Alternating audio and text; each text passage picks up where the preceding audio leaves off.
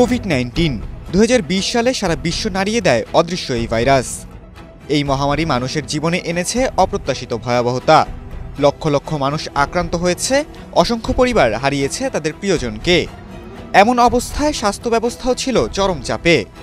এই সংকট কাটিয়ে ওঠার জন্য বিজ্ঞানীরা দ্রুত তৈরি করেন করোনা টিকা। ফাইজার, অক্সফোর্ড অ্যাস্ট্রাজেনেকা, মডার্না, সিনোফার্মের মতো টিকা করোনা মোকাবেলায় সাহস জুগিয়েছে।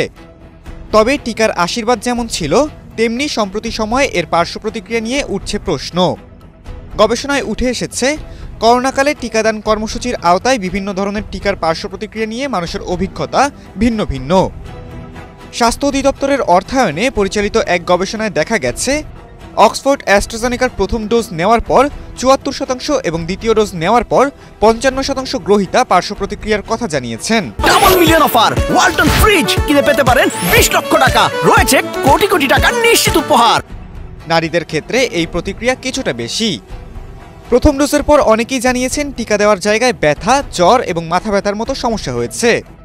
দ্বিতীয় ডোজের পর এই উপসর্গগুলো কমে এলেও পুরোপুরি বন্ধ হয়নি। অন্যদিকে ফাইজার ও মডার্নার মতো টিকাগুলোর ক্ষেত্রে অ্যালার্জিক প্রতিক্রিয়া বেশি দেখা গেছে। এই টিকা নেওয়ার পর কিছু ক্ষেত্রে আশঙ্কা রয়েছে মস্তিষ্ক, হৃৎপিণ্ড এবং রক্তের জটিলতা বাড়ার।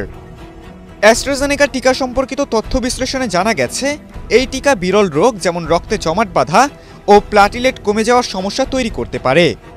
গবেষকরা বলছেন, কোভিড থেকে সুস্থ হওয়ার পর অনেক রোগী মানসিক স্বাস্থ্য, শ্বাসকষ্ট, দুর্বলতা, কাশি এবং উচ্চ রক্তচাপের মতো সমস্যায় ভুগছেন। বিশেষত যাদের আগে থেকে ডায়াবেটিস, ক্যান্সার বা হৃদরোগ ছিল, তাদের ক্ষেত্রে সমস্যা আরও জটিল হয়েছে। করোনা থেকে সুস্থ হওয়ার পর মানসিক স্বাস্থ্যে নেতিবাচক প্রভাব বেশি পড়ছে।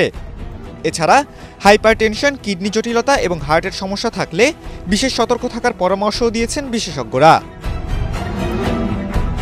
খালিদুল ইসলাম তানভীর, এটিএন বাংলা।